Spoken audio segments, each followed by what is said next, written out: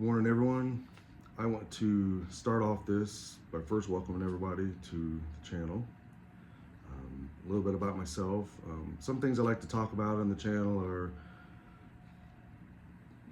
things that bring people together. There's a lot of turn on the media and the news, and everything's focused on the differences between everyone. I like to focus on things or talk about things that bring us together, because at the end of the day, it's not, more than family together, more than nation together. It's us as a species of people together, because we're alone. We're alone in this cosmos. We're floating around here on this little blue rock, just floating millions of billions of miles away from anything that we know of. It's very important that we come together as a species of people, because we can look at the great things that we can do when we work together. Imagine a whole species of people, and if we ever do manage to go somewhere else and be somewhere else, nobody's going to ask what country you're from. It doesn't matter. They're going to say, no, I'm from Earth. I'm an Earthling. And there's certain things that are unique to us here on Earth. And some of the things I talk about here on the channel, just to introduce things, is I like to talk about personal growth. I like to talk about how can we turn the struggles in our life into tools, because the older I'm getting, I'm 49, the older I'm getting, I'm realizing that it's the struggles in my life that have been the catalyst for the growth. It's going through the hard things that gives you the experience. Knowledge is one thing. Reading a book, you get knowledge, but going through it, applying that knowledge, will give you the understanding and the wisdom that you could not get from without going through it. And it is, and the things that we don't like, our fears, the things that we are afraid of, or the things that we don't like, we tend to run away from those. We tend to run away from suffering and run towards pleasure, which is kind of the opposite of what we need to do. We need to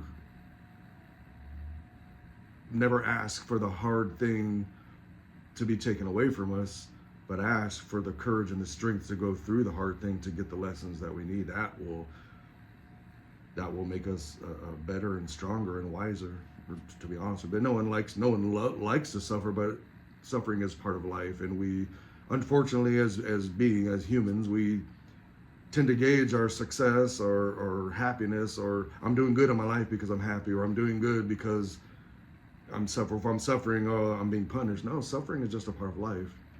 But can I turn my suffering into a tool for growth? And that's kind of like what I like to talk about. I talk about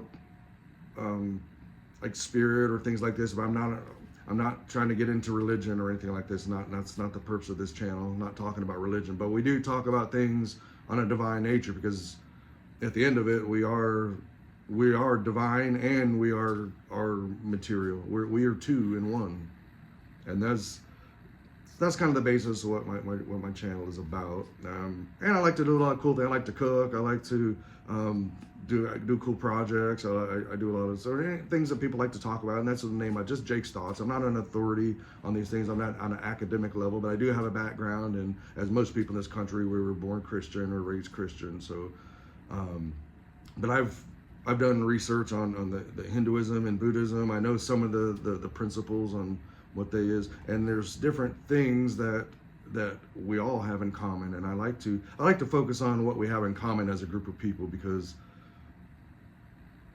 it's the commonalities that will bind us together, and the differences just keep us fighting, which everyone. It's the illusion of separateness that what I like to focus on. We are separate. I'm on my own individual path, my own individual experiences, of course. Everyone has their own individual life, and everyone's unique in their own way. But at the end, everyone is on a trajectory of becoming more than what they are. You're more now than what you were when you were a child. You have more experience, you're bigger, you're stronger. Nothing is ever resting, nothing is ever still. Everything is on a state of expansion. And that's kind of what I want to get into. I don't know if anyone's ever heard on these topics. I'm just going to get into it. These are 7 principles that are necessary for growth, are necessary from anything that ever was created, anything that ever was, had to follow these 7 steps, if you will. They've made movies about this. Everyone like that movie, The Secret. It touched on some of the things, didn't really get into too much depth. That was more, it gave us some of the ingredients, but these steps have to be applied in a certain order, and they take discipline. Everyone knows a little bit. I'm going to get into the topic. They're called the 7 Hermetic principles. They're basic when you first look at them, you first hear them. They're worded very simply. They seem simple. When you look on them, they apply on deeper and deeper levels. And to give us a little bit of background, we exist as humans. There's 3 aspects to us. We have a corporeal body. We have a material body. Everything on this earth has a material form. So we exist in a material body, which is the basic form. That's a basic form, how you navigate around here and how your 5 senses. And we're limited by our 5 senses. And that's kind of where the magic of these 7 steps, you can bypass your 5 senses to become more. Turning something that's of low quality into something of high quality. And that has been the aim of every religion. That's the aim of anything, our life. We start off in this world naked, alone. We come into this world alone. Then pretty soon we have a family, whatever sort of a family. Not everyone's born into a happy, loving family. But at the end of your life, at the end of it, was I able to overcome the hardships? Was I able to turn my chaos into something usable? Was I able to turn my poverty into wealth? Was I able to turn my hate into love? Was I able to overcome the hardships that were sometimes placed on me? Sometimes it's my own choices, my own ignorance. But can I use these steps? And we are limited. We're bound by our 5 senses. And these methods here are a way to access higher information, to access tap into things that are greater than ourselves, to the collective consciousness. Can we tap in to this universal mind that there is? And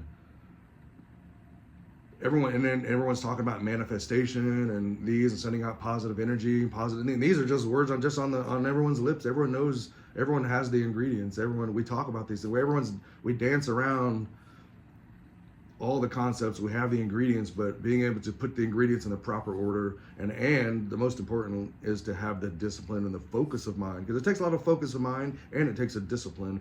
And what is discipline? Discipline is doing the things that I don't want to do, doing the things that are hard to do, and doing it even though you don't like it to do, because you're not always going to have sometimes you run out of motivation.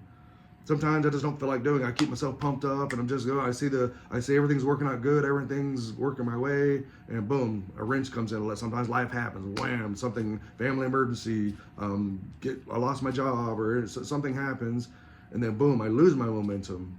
I lose my motivation, and then what? And that's where your discipline will come into play. When things are not going your way, when things are difficult, and failure after failure after failure. Instead of saying giving up, instead of just like, I can't handle it, I'm just going to change. And if we would have stuck with it a little bit more, and then maybe our answer, maybe the solution was right there. But quitting and giving up and just getting depressed about it, that's definitely failure. Because, and like what Albert Einstein, some things he said, like I don't fail. When they're trying to do an experiment, I didn't fail. I just found 999 ways to not do it. And that's what trial and error is. You try it, it didn't work, but still having that goal, still having that end result, that focal point.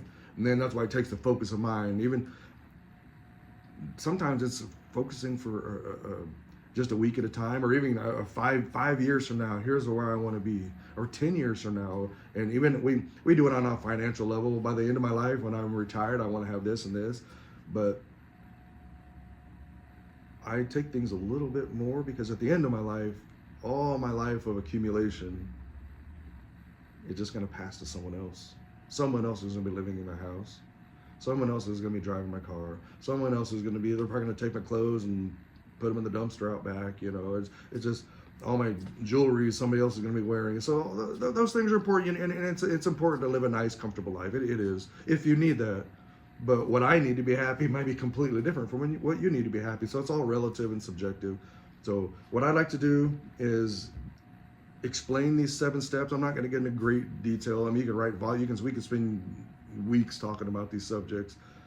But just I want to just the basic, just an introduction to what these mean to me, what they mean, what the steps are, what they mean, how we can begin to start implementing them. And these are something that you can start today, something that you can immediately start to. And we do this normally anyway, but actually doing it with a focus of mine. So I'm going to read the principles. I'll read all the 7 principles, then I'll go and I'll give a little short breakdown of what they are. The first principle is the principle of mentalism. The principle of mentalism, and that is talking about everything that ever is created, everything that ever was, everything that ever is created had to start as a thought. Everything starts as a thought, as potential energy. It hasn't been realized, no actions have been taken. It's just a thought. So universe's principle, the principle of mentalism, and this applies to on the macrocosm, the universe, the cosmos. This also applies on a cellular level. This starts on a cellular level. It starts on, we're just going to apply that. We're not going to go into the quantum physics and all that stuff, but we're going to, as it applies to the cosmos, as it applies to me, us as human beings. So I'm going to stick to that level. Comparisons between the macrocosm and the microcosm, so which is my body or our body. So principle of mentalism is the first principle. The second principle is the principle of correspondence, which correspondence means the relationship between the macrocosm and the microcosm. And the principle is as above, so below. So the laws that apply above are the same laws that apply to me, because we live in the universe. The components, the building blocks of the universe are the same building blocks that make up me. So everything consists of 4 elements, and the variations and the variety of the elements, and also the quantity of each element as it exists in each thing, in each body that exists. So there's only 4 elements. Every element is a body: the body of earth, the body of air, the body of water, the body of fire. And those are the 4 basic elements that everything in the universe, the building blocks of the universe. And you could say that everything that is just recycled elements. We'll get into a little deeper into this. So the first principle, the principle of mentalism. The second principle, the principle of correspondence. The third principle, the principle of vibration. And that is the principle of vibration is nothing rests. Everything is in motion. Everything is moving. Even we're sitting on, we're traveling right now at about, the universe itself is expanding faster than the speed of light. So we don't feel the movement, but we're hurtling through the universe, spinning around and like going around the sun, but also traveling through the universe, traveling through cosmos. So that's we're moving extremely fast. And that goes down to even the cells in our body, even the atoms that, like our tables and the metal and the trees and everything around, they seem to be still. Even a piece of stone, it has the appearance of being still. But if you look at it on the atomic level, it's vibrating and it's moving, and there's spaces in between, and it's just, everything is moving. Nothing is at rest. That's the third principle, the principle of vibration. And then the fourth principle, the principle of polarity, is everything is dual. Everything on on the material plane, everything here is dual in nature. Everything has poles. Everything has opposites. Male and female, light, dark, hot, cold, good, bad. And see what I'm saying? Everything is dual, as exists on this plane of existence that we live in. So that's the fourth principle. The fifth principle is the principle of rhythm. Suffering, pleasure. The measure of the swing to the left is the measure of the swing to the right. That applies in physics. Everything has an opposite and equal reaction. We know these, like we know all these ingredients. These are all things that we know, but how do I use these to bring forth? And I guess the ultimate end result of these goals is teaching us how to take a thought and turn it into something physical in my life. How can I take a thought and bring it to reality in my life? And these are the steps. These are the steps and successful people know how to do this. They know these principles. Maybe not specifically like they're as I'm reading them, or the principles of Hermetic principle, but successful people apply these. They think about it. You can't just go think about it and manifest it and say a prayer about it and then go sit on the couch and make a sandwich and then hope it falls in your lap. And that's just leaving everything to chance, and it takes hard work and things like this. So that's what I'm talking about. So it's not enough to just say it and pray about it and manifest it and meditate about it. You have to take an action about it. So the principle of rhythm, like I said, all things flow. What does that mean? Is that everything is in movement, everything is vibrating, but sometimes things are good, sometimes things are bad, sometimes things are easy, sometimes things are soft. And that's the principle of rhythm. Just like the ocean, it's receding and coming, it's receding and coming back. And and if we learn to use this rhythm in life, not to fight against it, but to learn to harmonize yourself with it, synchronize yourself with it, learn to dance with it, learn to use it as a tool. And we'll get into this a little more. I'm just reading the principles right now. The next one, the principle 6, is the principle of cause and effect. And this is the one where it takes our action. And it takes action, and it's a trial and error, because you have to try it out. Oh, that didn't work. Let's try something different. Didn't work. And not just always trying things out, but like I said, if you know your goal, you know where you want to be, and you keep taking it takes your research and your study and talking about it, learning about it. So yeah, learning to use this trial and error principle to my advantage, learning to I need to stop throwing effort into this. It's literally not working. It's taking me away from what I need to be doing. Okay, I need to change this. When to stop, when to change, when to keep forward, when to stay determined. That's what this principle is referring to. And the last principle is the principle of gender. And that's everything. Everything has, and we're talking about gender not just on a physical level as man and woman. We're talking about gender as applies to the energy level, as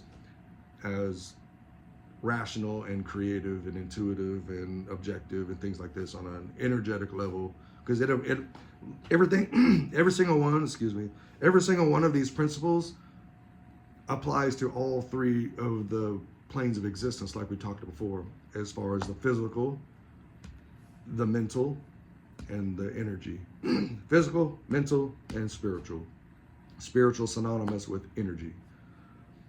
We exist on the material plane. We have material bodies. We are corporeal. So that is obvious to us because that's what we can see. We also have an intellectual body, which is our mind, our rational abilities, ability to store information and learn from experiences. And the corporeal body, the physical body, it's bound to earth. We're made from the earth. It's bound to earth. We're trapped here. The mental body can partake of the physical realm, but it can also go to it can go to anyway. It can partake of the energy realm, but also the physical realm. See, and the mind is not bound anywhere. The mind can partake of both places. So the mind could be considered as a bridge to gap this realm, this body, to the energy body. You can use, but it takes focused mind. That's why it takes a strong mind. Number one, it takes how hard it is to sit there and be still. Just to sit there and be still and calm the body, calm the mind. We're so distracted. And I tell you, one of the worst things that we have is and I'm guilty of it myself, is just looking at is like the shorts, the TikToks and the YouTube shorts. They're so bad. What's their we I love them, you know, but they're so bad because they occupy. It's just that constant dopamine hit. Boom, boom, boom. Taking this just it's like just an overabundance amount of information, and it's just a constant dopamine hit, and what it really does it's reducing our focus. It's reducing our ability to focus for amounts of time, and it's just. Yeah, man, like you get like a 10-second commercial comes up or 10-second ad, you're like, yeah, it's reduced our focus to like seconds, you know. And that's the ability it's necessary to sometimes just get away from it, put the phone down, get away from it, go outside, and number one, just live in the real world, but also just to free yourself from distraction. We don't always have to be doing something. We don't always have to be just stimulating the senses. Sometimes just sit there in quietness. Be still, be quiet, let the thoughts, call it your thoughts per second, let your TPS come down. Let them come down to be quiet. Once they're quiet and you're still, then you're allowing intuition to come in. We barely even operate with intuition anymore because it's just we always got something, we always listening and hearing, always busy and movements and watching something and playing something, reading and eating and drinking and sleeping and just working and just going about our life. But just detach for a moment to be still. Just to let upload some thoughts, to let intuition just have a moment to sneak in through the crevices. Guys, give yourself a half hour, just a half hour in a 24-hour day. Give yourself a half hour. It's always best in the morning, I find out, before you even get up and do your bathroom stuff. Just get up in the morning, sit on the edge of the bed before you even get up, and just take 15-20 minutes. Just gather your thoughts, or even only just sit there and listen to your breath. Just sit there and focus on your breath. Listen to your heart. Give yourself a moment. You'll be surprised what it does for you, and it starts your day off calm. And then if you want to give yourself a thought for the day, something else to just kind of to hold your attention for the day, a way to be, a way to look at things, because it all comes down to perspective on these things. Now, kind of going off topic a little bit. We'll go back to the first principle, and I want to talk about like what this principle is, how can I use it, and number one, like what it is. Sounds like the principle of mentalism. The universe is mental. All is mind. What does that mean? So that what we touched on earlier, the universe itself is mental. Everything that is, everything that has being to it, everything that is, had to have something that brought it into being. That's just the truth. Everything that is had to have something. So everything that was created had to have a creator, and the creator first had to have it still had to have a thought in the head. What do I want to do? How do I want to do this? What goal do I want to have? What's my end purpose? Or sometimes it's just for the pure joy of, sometimes people make things just for the pure joy of making them. So that's what it talks about. Everything that ever is at first existed as a thought. Idea is the key. First thing is the idea. Having the idea, a concept of what I want to do. That's the first step in anything. So how do I apply this to my life? Well, like I said, when it's car driving down the road and traffic, or getting off of work and kids are coming home from school and cooking supper, that's not the time to go and do some deep reflecting. No, it's too many distractions. So first thing, go to a quiet place, whether it's after everyone's in sleep at night, after everyone's gone in bed. But you have to find a time where you're, number one, find a place where you're safe, you're comfortable, where you don't feel vulnerable. Go to a quiet place. First, like what do? You first walk in the door, and I talk about control the breathing.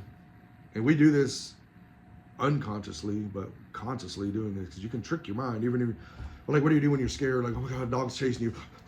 You want to, like, or standing on a stage in front of 100 people, got to speak in front of a crowd. You want to Your shortness of breath. That's a sign of anxiety. Shortness of breath is a sign of distress. Of that's a sign of I'm not comfortable. I'm nervous. I'm scared. That's a sign of that. So controlling breathing. When you finally get to your quiet place, you get to your home. At the end of the day, you're just get yourself a nice cup of tea. As a matter of fact, get myself a nice cup of herbal tea here. Now grab yourself something nice to drink. Cozy up, turn the fire on, get the heat. It's about single digits here where I live. Got about a foot of snow on the ground, and I like to do these videos outside too because it's nice. But yeah, settle up and we'll learn some of these things. So controlling the breathing. What do? You come home to your quiet place. You just that's just kind of what we normally do. But if we put a little bit of awareness to it. Breathe in for 4 seconds, hold it for about 8 seconds, and blow it out for about 8 seconds. Breathe in for 4 seconds, hold it for a bit, and blow out for about 8 seconds. What that does, that gives a signal to your brain that I'm calm, I'm comfortable, everything's good. Let's start calming the body down. So your cell, here's the thing, your cells in your body are waiting for you to tell them what to do. They're waiting for a response from you. I mean, we don't really look at it like this, but like I am the master of my body with what I think about. And this goes on to like some of the Buddhist philosophy. You are the culmination of what you think about. It starts the first step. The universe is mental. So what you think about, if you're thinking about, we've all known people that are just bitter. They're bitter people, angry. They're bitter, and they're not bitter just because they're bad people. I don't like to say good or bad, or they're bitter is because, or things they're bitter in their life or upset in their life because some things that they've gone through in their life they've gone through hard things. Some people go through hard things they don't really know how to or they're in the process of processing it. And maybe they're having a hard time rather than just, like I said, saying, oh, they're bad people, not dealing with they're bad people. If they learned how to use these principles, they can turn this bad thing into a stepping stone instead of a stumbling block. And that's our bodies are waiting for everything that happens it has to first be processed in our mind. It has to be first processed, and I place value on this. Circumstances happen to us, and I place value on because I have a desired outcome that I want that circumstance to be, even if it's something else that somebody else did. Somebody else did something mean. I'm standing in line, taking money out at the ATM. Somebody knocks me over the head and takes my wallet. Well, yeah, I was a victim in that circumstance. And then I can, from that instantly, right in a second, like the split second after that, it had been happening. I'm going to get revenge. I'm going to go kick his face in and grab my wallet, rob him, or I can call the authorities, or I can whatever, man, he must have been desperate. It all depends on whatever the million possibilities, however I wanted to handle it. I place value on that, and then the course of action that I want to take. But all first starts as a thought. And this person that's handling something, and maybe they're a bitter person, is because they're getting trapped in their head. Or they're processing through all this information, and they're getting stuck in the problem of the situation. And it's just a natural step that we have to do. Controlling the breathing, going back to the point, go to a quiet place, control the breathing, slow the breath down. When you slow your breath down, it also slows your thoughts down. That's the thing, the controlled breathing, because what are you doing? You're now focusing on breath. You're focusing on, I want to bring my thoughts down. I want to talk slowly, and no one's around me. I don't have to answer phone, turn your phone off, just get in a place. As least amount of stimulation as you can get. I like to turn the lights down dim or even off in a dark room. Sit there, bring the thoughts. Some people are afraid of the dark, but you just have a dim light. Somewhere where you feel super comfortable. Bring the breath down. When you bring the breath down, the thoughts will come down. And then what you do is you focus on the desired idea that you want. If you're trying to make a decision about, even make a decision on what kind of car to buy, make a decision about a relationship thing that you're going through, make a decision on, maybe you have a conversation, an important conversation you need to have with someone. You go to a quiet place, bring your thoughts down, bring your breathing down. That allows intuition to come into play. Focus on your desired idea. And immediately a thought's going to come. Immediately your thoughts are going to start pouring in. Oh, what do you want to talk about? And then you get to sit there and just not being attached to any one thought, but sit there and just kind of watch the thoughts go by. And if you see one that kind of stands out, just kind of hold it. Oh, I like that one. You can jot it down or something. But eventually you're going to have somebody, that's the one that I want. Then try it out. So go to a quiet place, control the breathing, focus on the desired idea. Immediately a thought's going to come. So this is how to use the principle of mentalism. And then when you're thinking about this, and we all know, is this something that I want to do? Is this my thought? Or, because immediately as soon as you come up with, especially when you're creating something, is everyone going to like it? Then you get all the negative thoughts. Oh, is everyone going to like it? Probably everybody's going to think it's stupid. Or then you find yourself trying to do something to please everyone else, and that's not being authentic. So be careful when you're having your thought that it is something. Be true, be vulnerable. And the people that are, here's the thing, you'll find immediately when you do something, all the haters, here's the thing, all the haters that's coming at you, nobody above you in a situation above you is going to be hating on you. The only haters are people that can't do what you're doing, or less than you, or trying to be people that are above you. Maybe there might be above you in like a job position, but as far as in a financial level, maybe they're above you, but on a personal level or on whatever, I'll just say nobody is going to be hating. Anybody that hates is somebody that doesn't have it and they don't want you to get it because they're scared of their position, that you're going to take their position. Or this, I'm talking about on a job skill, but be true to yourself, be authentic. And if you're in a situation where people are trying to bring you down, trying to drag you down, and are not trying to help you get where you want to be, maybe we need to maybe start looking at maybe distancing ourselves, or sometimes keeping them at distance. Create boundaries. That's a very, very, very important. It's okay to say no sometimes, because the most important thing is to be authentic. Be authentic to our own self. Be authentic to my. Sometimes we spend a lot of our lives helping people realize their dreams. We get wrapped up in their circle, and then we spend our life, and I never got realized. I never learned who I was. That's the most important step. Is on all these old schools, these old ancient mystery schools. It was all what did it say on the top of there? It says, "Know thyself." How can you achieve? It's like trying to go on a vacation or go travel across the world without a GPS or without any navigation system. How are you going to get there? You have to first know yourself. How are you going to accomplish anything in your life if you don't even really truly know what you want? Sometimes we don't know what we want. Sometimes what we want is really in a codependent thing. I want this because I want to see everyone else happy. I want this because it makes all the people in my life, it makes me necessary. It makes me wanted. That's not actually true, because that's our own personal journey, and everyone has had to fight that before. So I'm bringing it back to thoughts.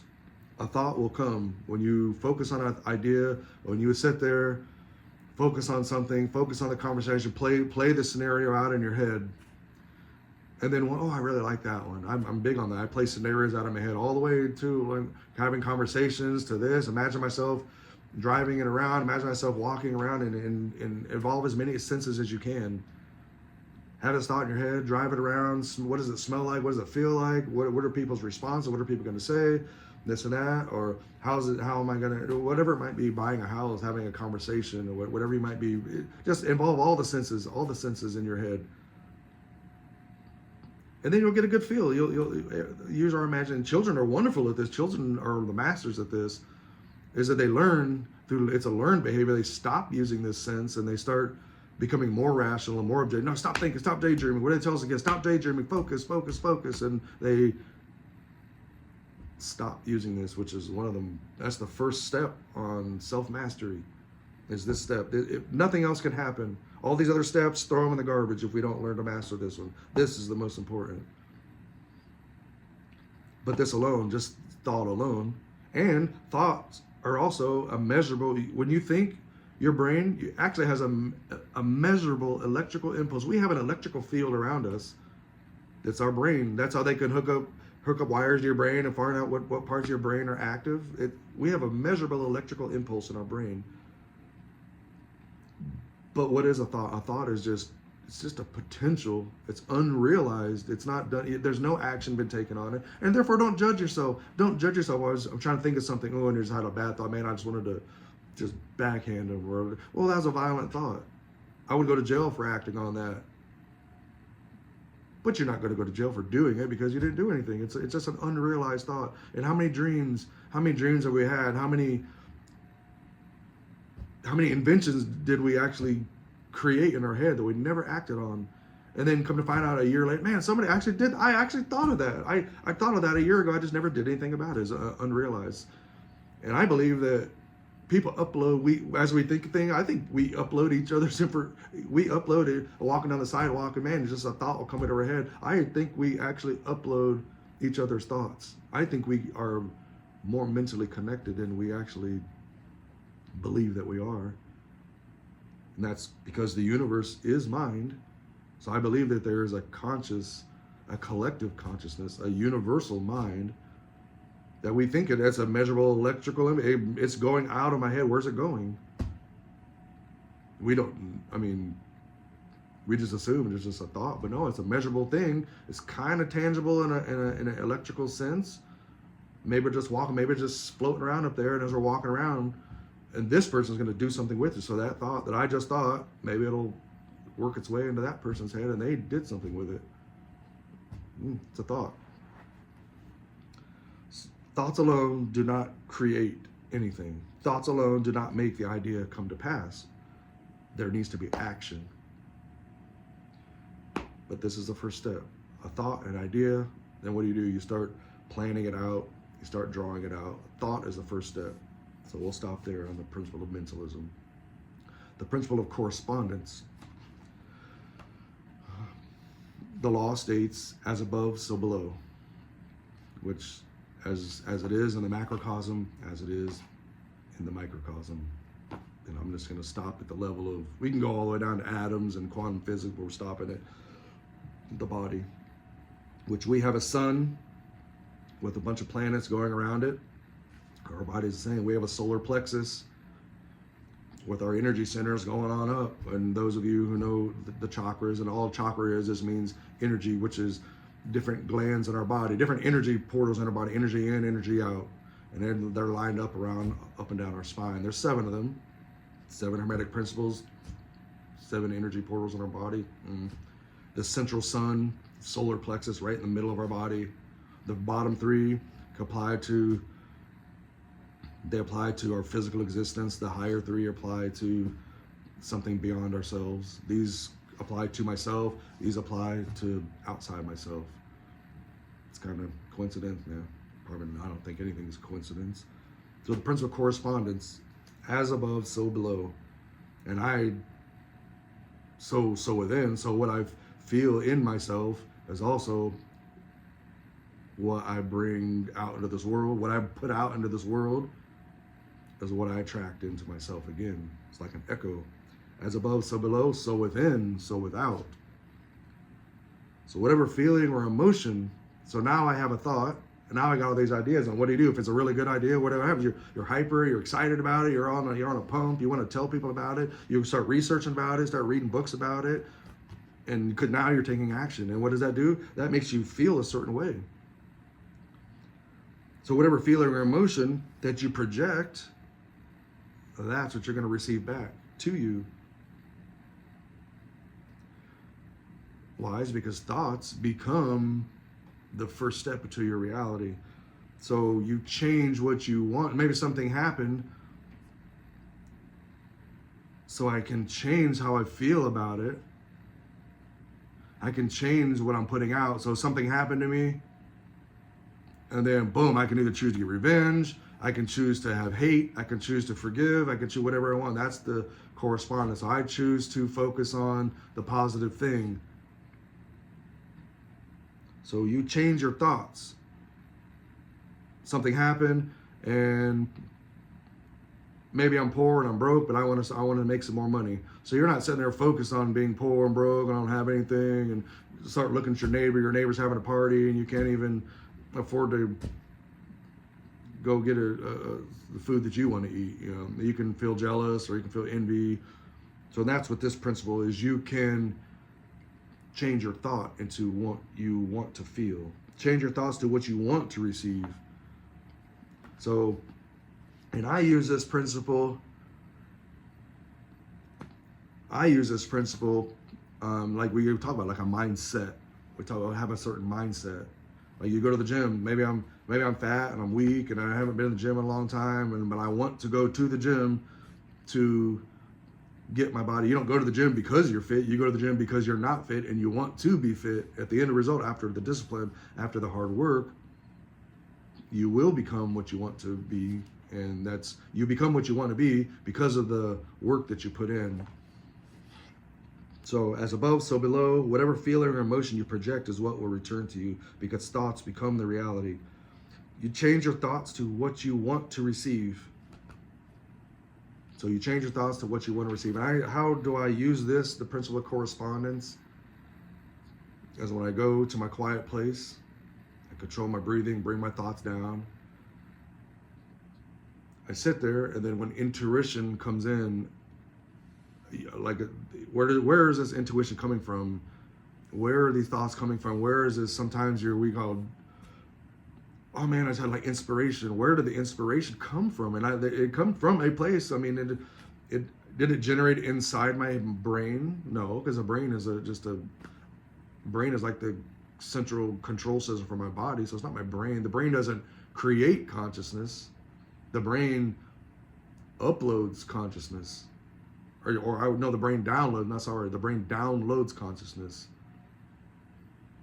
So the brain doesn't create it, it downloads it. So where did it come from? Where is it downloading it from? It's downloading it from a higher source, a higher place. But where is it getting from? So correspondence is, how do I reach that higher place? To me, that's how I interpret this. How do I use it? So I'm sitting down, I'm being quiet. Why am I doing this? Why am I bringing my thoughts down? What's the purpose of stilling my body, stilling my thoughts? Is it so that I can, without distractions, open my container, with my container being my mind, I can open my mind so that these thoughts can come in from the higher place, so that I can receive the intuitions. And the intuitions are coming from the universal mind, because I am connected to the universal mind. That's what the universe. But by the way, the universal mind is the subconscious. Every one of us has a subconscious. It's not my subconscious, your subconscious, his subconscious, her subconscious. What it is the subconscious, and we are all tapped into it. Look at that like an electrical grid that we're all tapped into. Is the moment we're born into this planet, we're born here through our mothers. We're plugged into the subconscious. Each one of us has a subconscious. Probably even before we even come out of our mothers in the womb, we have our own. We're tapped in, plugged into the subconscious. So we are all connected by the subconscious. So that's how we're able to, if we get the distractions, minimize the distractions, bring the thoughts down, we can tap in with minimal distractions. I don't think you can ever get your thought completely clear, because your brain is never just still. But your consciousness, it's almost like what you need to do is get your conscious mind out of the way, so that your subconscious can come through. And we do this every night when we go to sleep. Like, we go to sleep, we don't remember. I mean, you could have your arm cut off, you go to sleep, you have no sensation of anything. And that's when your subconscious mind, the things that you learn throughout the day, learned experiences, things that I'm studying, things I'm trying to do, your body, you have more brain activity when you sleep than you do when you're awake, because your body's putting things that are something they're trying to learn, it puts it back into the long-term memory. The body heals itself, it regenerates the wounds. When you work out, that's why it's so important. When you work out, you break your muscles. You need your sleep so that your body can rebuild, heal, and digest, and all these things. Your body just appropriates nutrition. I mean, your body goes through a whole like autonomous cycle when we sleep, because your subconscious mind is way more powerful than your conscious mind. So it's almost like we got to get, that's what meditation's about. That's what prayer's about. Meditation's about getting your conscious mind out of the way so your subconscious. And the trick through these things is, can you, through controlled breathing and through maybe a little bit more intense meditation practice, can you go into these higher brainwave states with your consciousness?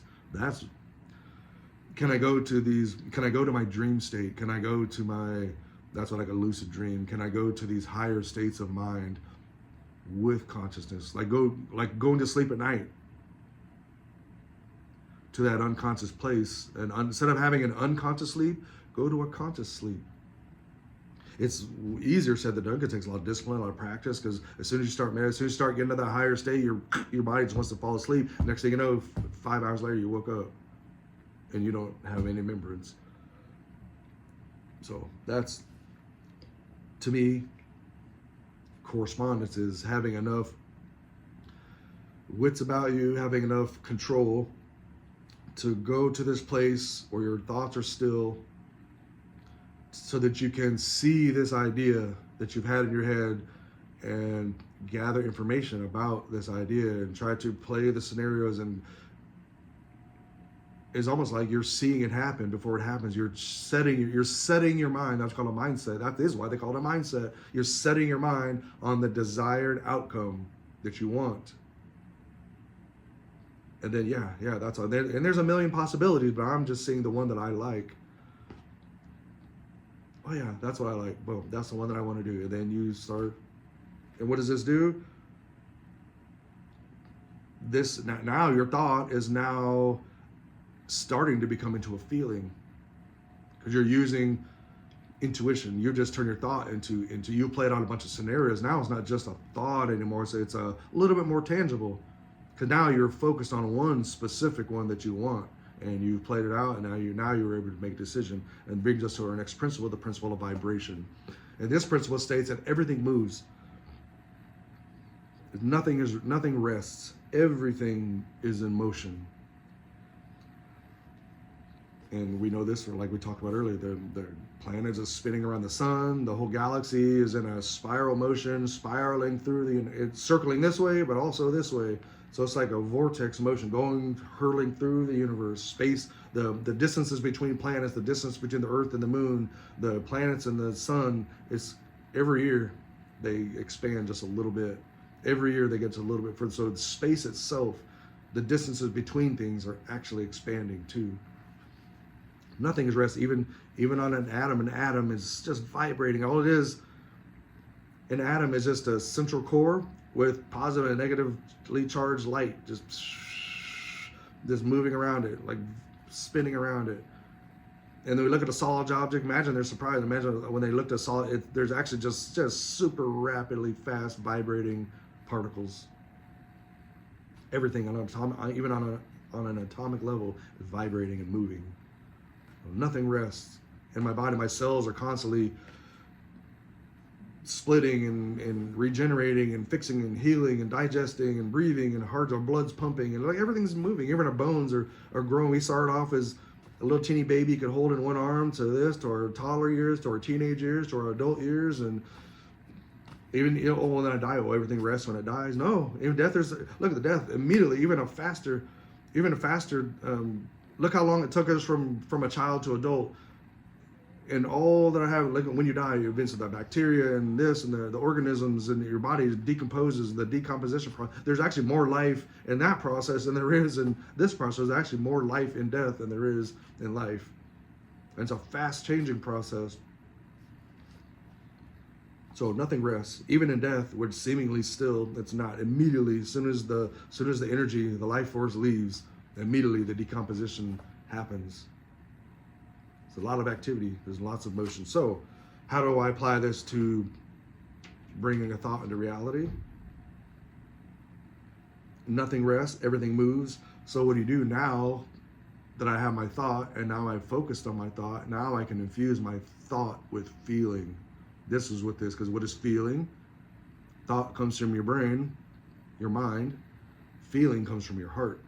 So your heart has a measurable magnetic field around. This is electrical, this is magnetic. It's very important to put the two together. All thought, no feeling equals cruelty.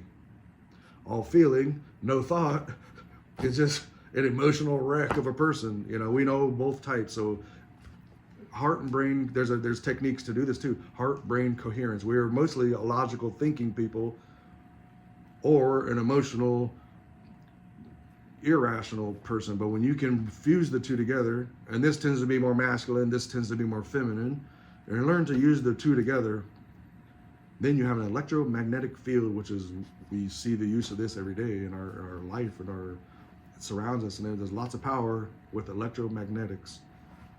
So how does this apply to what we're trying to do is take our thought and bring it into our life. You infuse your thought with feeling.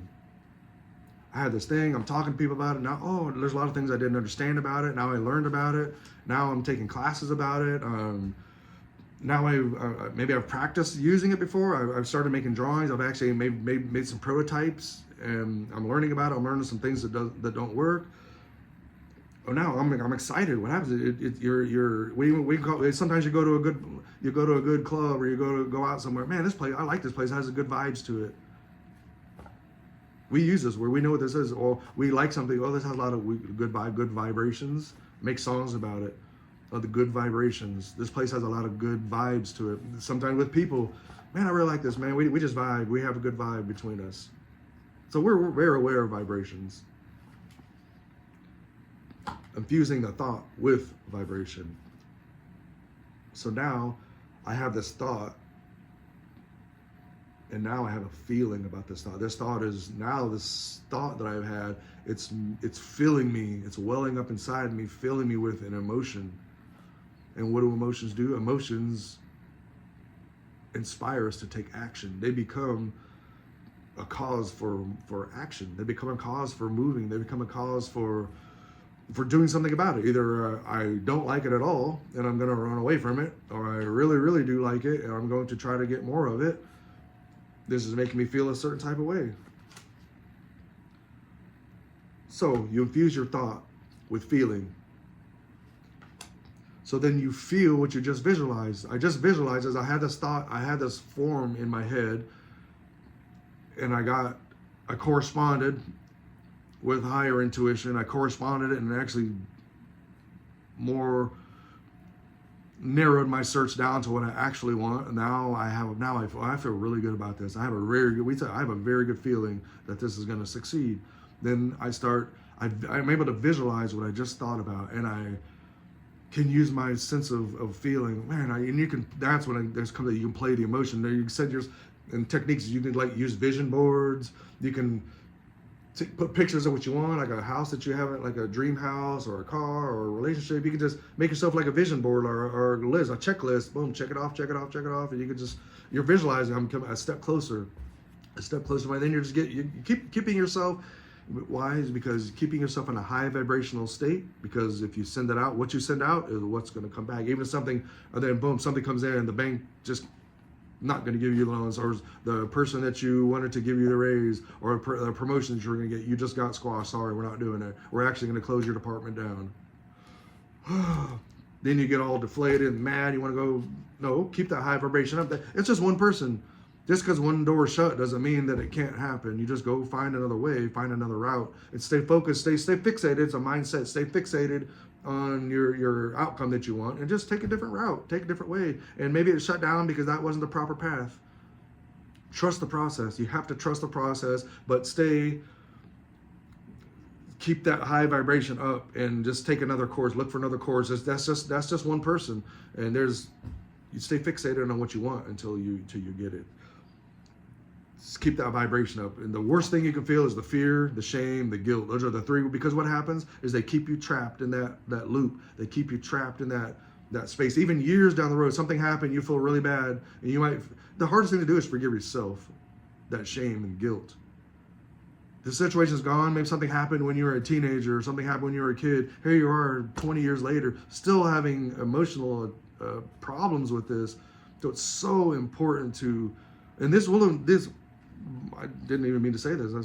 Like I said, this is just intuition. So I didn't even mean to talk about this thing, but the fear, shame, and guilt that sometimes you feel that are attached, sometimes you're attached to past relationships or past traumas that we've had in our past. This will stop you. This right here, the vibration, this is where that will come to a grinding halt. You will not get past that point until you learn to reclaim these pieces, these emotional, I call it like fragments, these emotional fragments of yourself that are trapped in the past. You have to reclaim them, to incorporate them, and you have to bring them back to yourself. You have to forgive yourself, forgive whatever it is. And forgiveness is not about, oh, I'm okay with what happened. Forgiveness is about reclaiming that piece, that person or thing, whatever happened, does not hold hostage over that piece of yourself that's trapped in that past. Because without that, if you have all these fragments around, you can't move forward, and the process will stop right there. So I didn't mean to say that. The thought just came to me. The principle of vibration, you have to keep a high vibrational. If you're functioning at a high vibrational place, you will receive high vibrational things. And the science of it is, say I'm doing really good in my life and I help 100 people. Man, I'm doing good. I just want to share the love and be generous. And now something happens and you fall in hard times. All those 100 people that you helped when they were down and out, now you got 100 people that are maybe going to be willing to help you. You got 100 people, maybe not. You helped 100 people, and now you got 100 people that are going to be there for you. That's just the science behind it. I mean, that's what it is. I mean, so if you have it and you're just like hoarding it like this, well, you didn't help. You had it and you didn't help anybody. So why would? Maybe somebody will, but the chances of that's sometimes how the vibrational work. Sometimes the science of whatever you give out puts back in. If you're nasty with people and always bitter people, you never miss an opportunity to criticize somebody. Oh, wait till you make a mistake, because we all do make mistakes. When you make a mistake, there are all those people, and it just boom, everybody pounces on it. So what you put out is what you get in. That's just the science of it. That's reciprocation. And if you're a good person and you turn to help, even if I got $10, like whatever I have, if I'm going to help somebody else that's less than me. That is really, if you were able to see something beyond yourself, able to see somebody else's needs other than your own, that's a step for personal growth. That's a step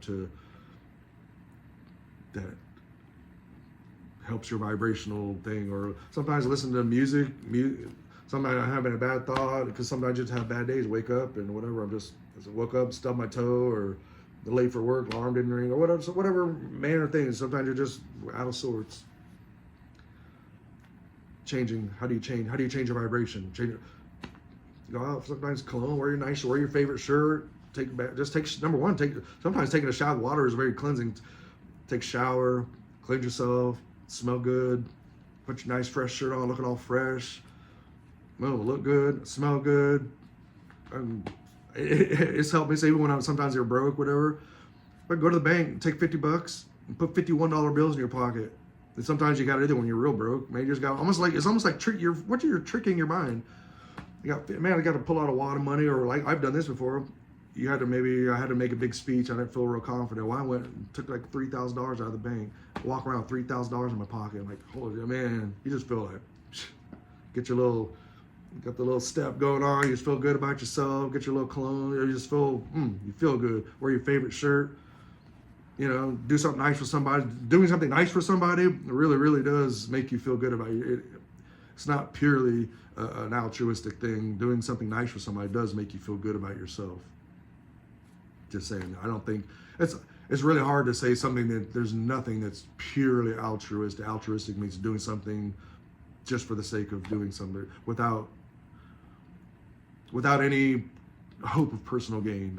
But even if it's a feeling, I helped this lady out, didn't have anything, or this guy that didn't have anything. It makes me feel good about myself.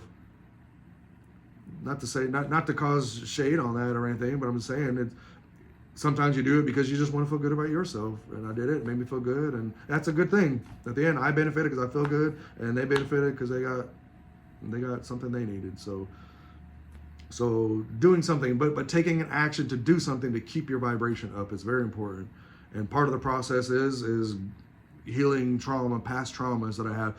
I have no regrets. I'm living authentic. I'm living with integrity. I have no past things. I've forgiven everything. Leaving the moment in the moment. I forgive everybody for all the shit that they've done, and I'm moving forward. And because if there's anything in your past, you're like there is a ceiling on your rise that you can make. And that's one of the big purposes of my channel that I want to do. I like to talk about a lot of things, but I like to the core of my channel is bringing things back to conscious evolution. What does that mean? So when I walk this earth, I can become the best version of myself. On the best physically, the best mentally, and the best spiritually. And spiritually, I mean, like, can I succeed? And I believe on a material level, that's the lowest for me. Can I amass a bunch of wealth? And to what point is it enough? At what point? Because when you're doing something, you have to. There's checks and balances.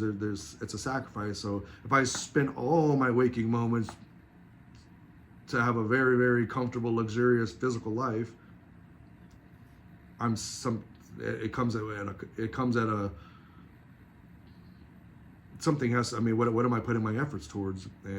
But what's the point? Here's my thing. What's the point of living like a monk with no earthly attachments if I have a heavy heart because I'm broke and poor? So if that's what it is, go get your money, go get your bag, go get your paper, go get your stuff, go live the life that you want. Because what's the purpose? What's the purpose of all higher consciousness if you have a heavy heart? Buddhist philosophy, I believe there is no such thing as perfection. Perfection is when, at the end of everything, we go back to source. We go back to the source that we originated from, whatever source that is. That's God, but like I said, trying to define what is God. I'm not talking about every religion was to put God in a box, and I'm talking about the force that created this cosmos.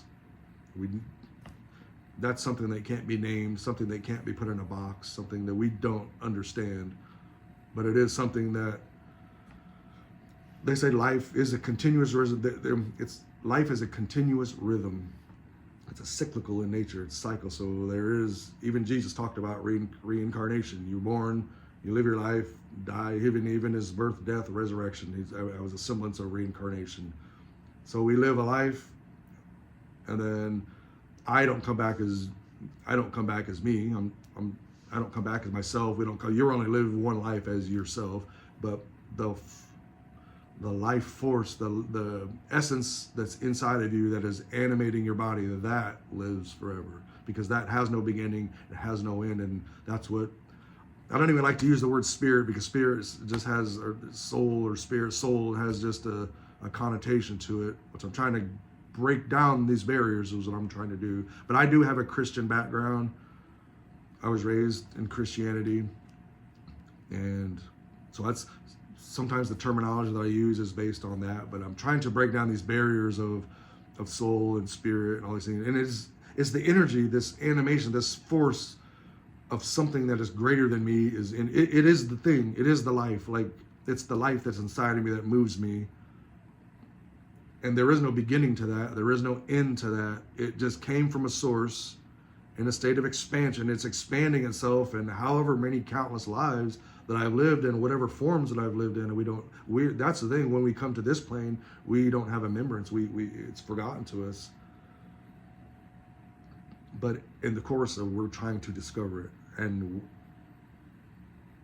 that's why I say everything expands. In the end, once I've made billions of dollars, and I've had everything, there will come a point. Okay, now what? I've made everything. I have it all. Now what? What do they always do? They always turn to something higher. Thank you to God for doing this for me. It always turns into a state of just wealth or strength, or even a bad person, even doing something bad. And this is human nature. Even being a bad person, they want to be the baddest person. They want to be the most powerful ruler. Even in suffering, even some bad. Oh, no one suffered like I've suffered. Like we'll tell a story about, I guess this bad thing happened to me, or somebody's mean. Oh man, it's nothing. This lady did this to me. I suffered way more than that. Even in suffering, we want to be number one. That's the ego. So the ego is always. So that is what I'm talking about. This ego. The part of it is the ego is ever living. This ego is this thing that's always. The ego is living in the body. So when the body dies, the ego still goes on and takes another form. And the ego is not necessarily bad. The ego gets very inflated. The ego is just a sense of self. This sense of self gets very inflated, and it can do damage. It can do civilizations rise and fall because we're seeing leaders of the world right now. It's all ego. They want all the money. They want all the power, and they keep us divided. They keep us fighting amongst ourselves. And then we're fighting. Like I said, what are they doing? They're creating an unresolvable conflict. It's like religion. It's an unresolvable conflict. It cannot be resolved because, people, they feel so emotional about it. They're very, this is God you're talking about. Your source of soul, your spirit, this holy land, holy grounds. So this is a very important, and you're talking about generations, 15, 20 generations believing in a higher being, a higher power, and mine's better than yours. My God's more powerful than yours. This is since the beginning of time. So it's an unresolvable conflict that the war of race. It's an unresolvable. It's such a stupid, such an ignorant thing to think like this. This race is better than this race. This one's. It's just a dumb thing to argue about because every being has the same exact needs. We want to be loved. We want to be heard. We want to expand ourselves. We want to be comfortable. And everyone has the same exact needs. But in order to control the populace of people, you have to create an unresolvable conflict. And create this conflict, and then they pick a side. They pick a side and help this one or or whatever, and they just keep the balances at check. So what at the end, we're 7 billion people are fighting ourselves. We're fighting each other, mother and father, brother against brother, father against son, nation against nation. We're fighting ourselves. We're dying. Our sons are going out and dying. Our fathers are going out and dying. Our daughters now these days, our daughters are going out and fighting and dying and putting their life on the line to put power and resources in someone else's pocket. And I have a military, all my family's in the military. I'm not shitting on the military or anything. I know there's sensitive subjects these days, but I'm saying the whole fact is that we, as a populace of people, are fighting amongst ourselves instead of working together as a species. It's almost become a necessary evil because if you can't just not have a military because then they would just come and stomp all over it. Look at the atrocities. It's I don't know, it's kind of the conundrum. Maybe that's our goal as a people. We as a people need to come together and find an alternative solution so that we don't have to die over resources. Just dying over this earth is so plentiful and so bountiful that we're fighting over resources. This is absurd. Creating an unresolvable conflict so that people never get to unite. That's the most important thing. We don't get it to unite because of unresolvable differences. But I'm saying through conscious evolution, the one thing that unites us is our conscious evolution. We know that everyone wants to leave behind a legacy. When I die, I want to be remembered. No one wants to pass into the abysses of time and be forgotten. But so everyone wants to accumulate all these things. But I'm going to accumulate all these things for what? I'm going to accumulate all these things so that somebody else can have them? How about accumulate accumulate a wealth of understanding, accumulate a conscious growth, so that every body that I put on, my future body, will be more potent form, and eventually the whole end result is that I can transcend the need for having a human body. We're getting into kind of a little different topic, but there's dimensions to this universe. There's at least 11. Without 11 dimensions, without the known 11 dimensions, the universe would collapse. So there's dimensions, and we're operating at a third dimensional level.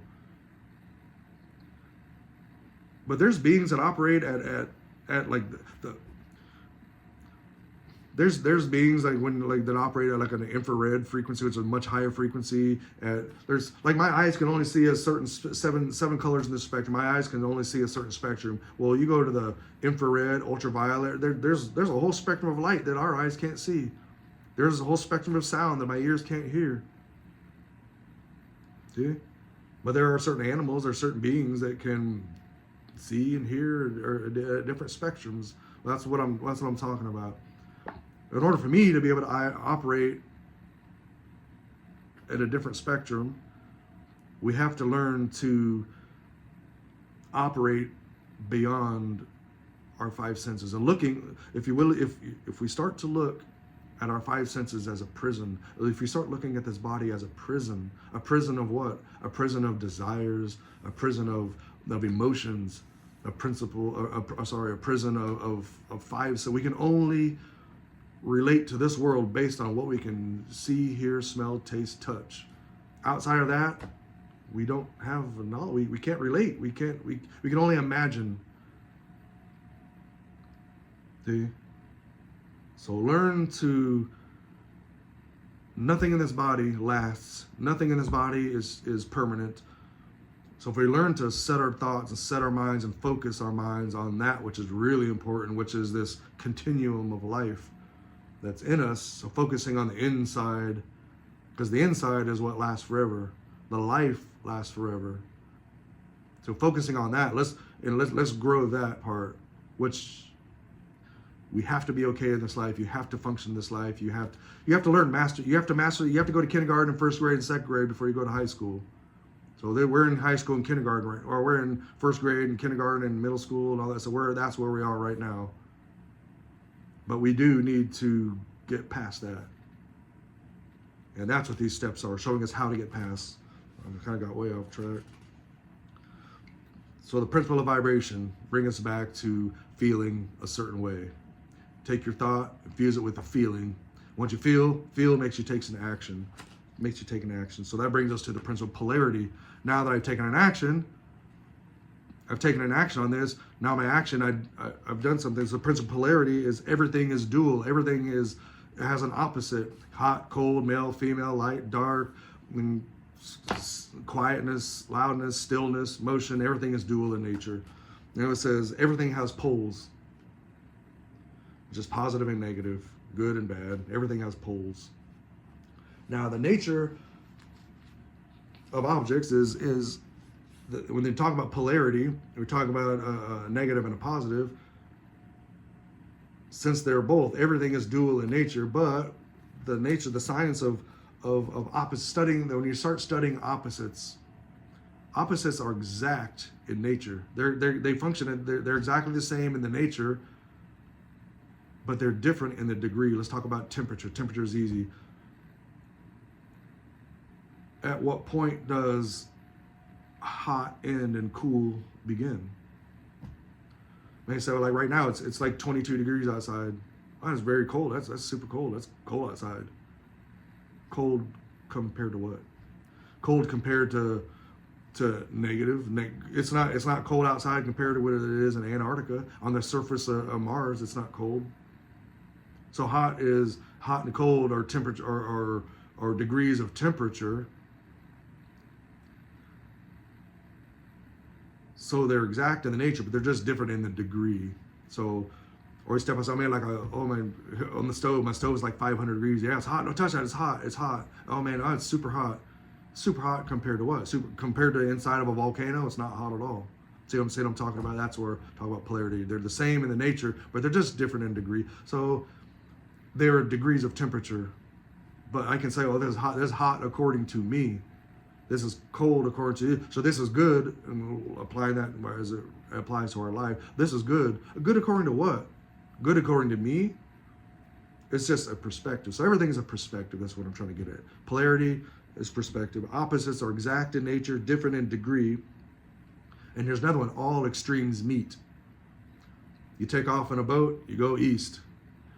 Keep on going east, east, east, east, east, east. Eventually go far enough east, you're going to come west.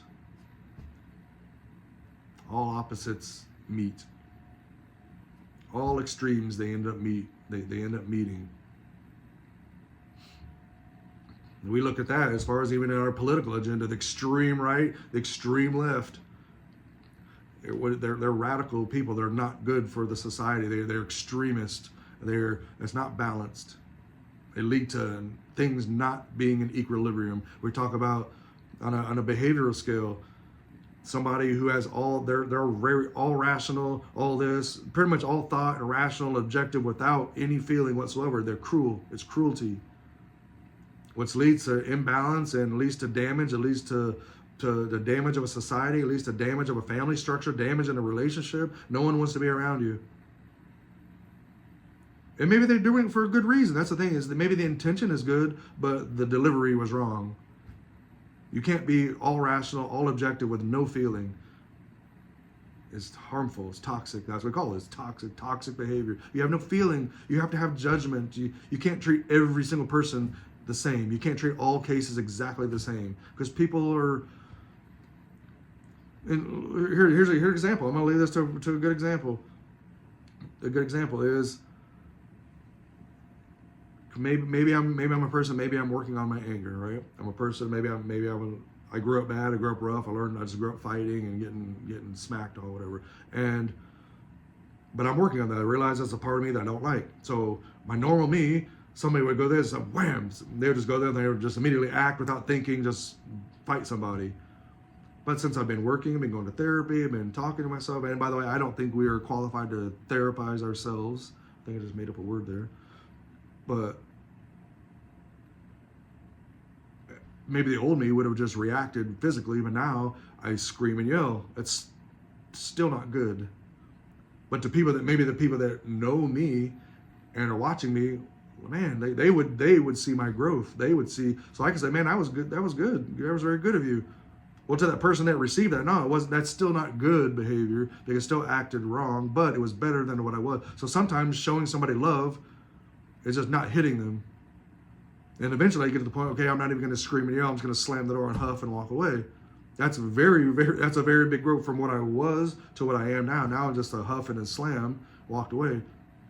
It's still maybe not good behavior, but it's so when we measure people, you can't never measure your successes or your failures of someone else based on yours. We want to judge other people's successes or failures based on me, or judge my successes or failures based on someone else. There's always somebody less than you. There's always somebody more than you. So it's not a very accurate way to judge success or failure. Sometimes judge your success or failure on what I was to what I am. Or maybe I'm doing really, really good in my life. Maybe I'm really, really good, but I didn't apply myself whatsoever. It's like some kids are super, super, super smart. They're really smart. They don't even apply this. They don't even study. They just know. They just know what to do. And then they did it. Well, is that kid better than the kid who just, not to take away any of their achievements, but is that kid better than the kid who studied and disciplined himself and maybe sacrificed this and got the same grade? These two kids have the same exact grade, but this kid just sloughed off and didn't even try anything. This kid worked really, really hard to get where he at, and that we recognize those types of achievements. So what I'm talking about is success or failure doesn't necessarily mean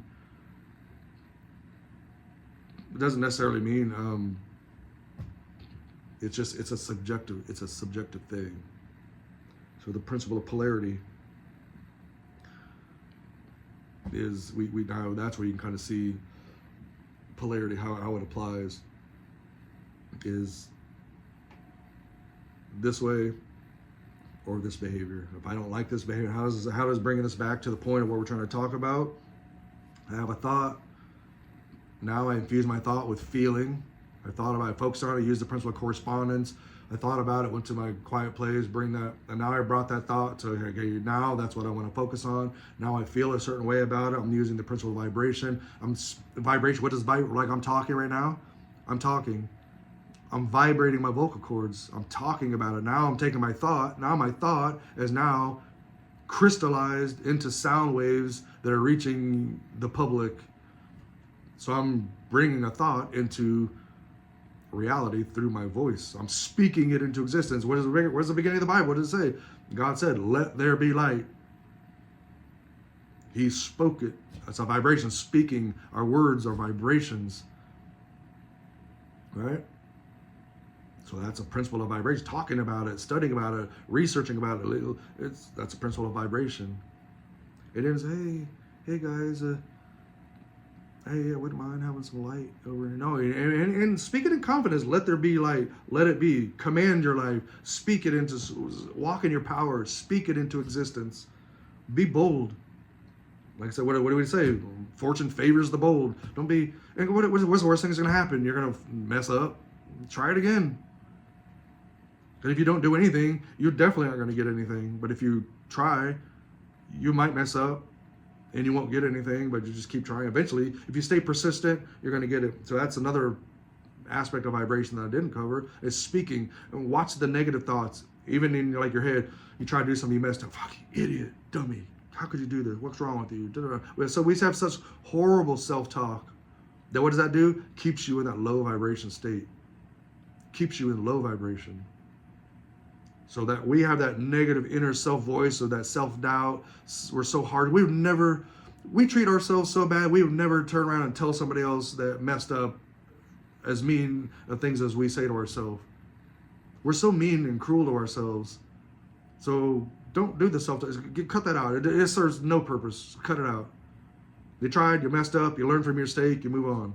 Don't do the self-talk. I mean, that's something you can do today. And apologize to yourself. If you say something mean to yourself, apologize. Treat yourself like an individual. Because here's it is. The life that's in you is not yours. When he said, this is my body. So mine, it's a borrowed, this source, this fragment that's inside of it, it's borrowed.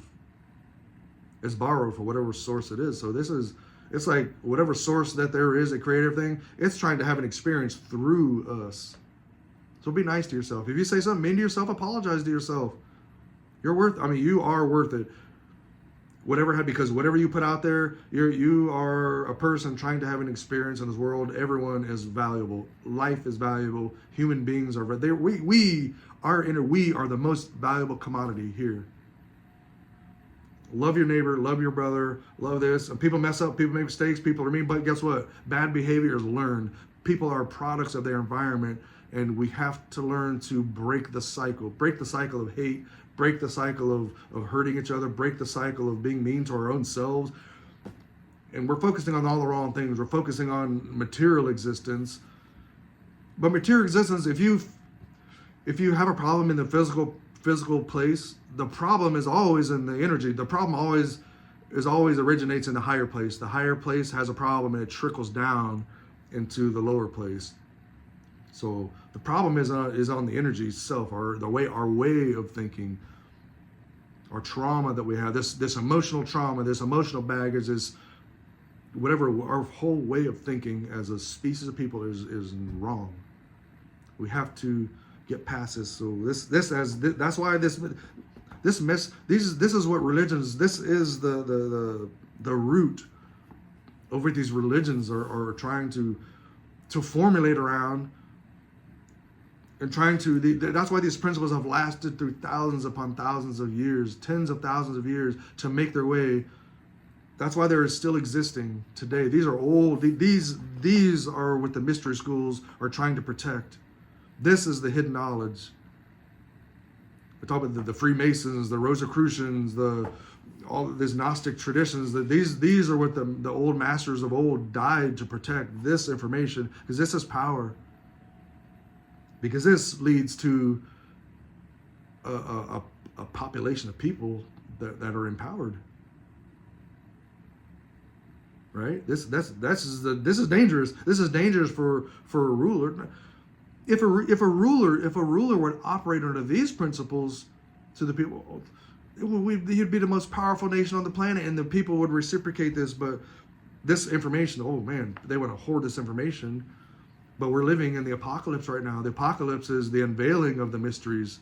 Or I can sit there and look on a YouTube video and hear about it. You can sit there and click on a YouTube video and hear somebody talking about it. People used to lose their life for uttering these things. These are heresy. Used to be considered heresy. These things were like used to be hold secret meetings and secret and hushed and disguised with codes so that you could freely speak about it. You could not freely speak on this information. This was hidden information. But now here we are. We exist in a time and a place where we can just talk about this right in the public with no threat of repercussion. So be thankful that we live in this time. And yes, every period in time has its challenges, of course.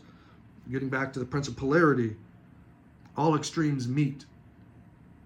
All truths are but half truths, because truth is some truths are not subjective, but as it refers to behaviors or temperatures or good and bad, those are subjective.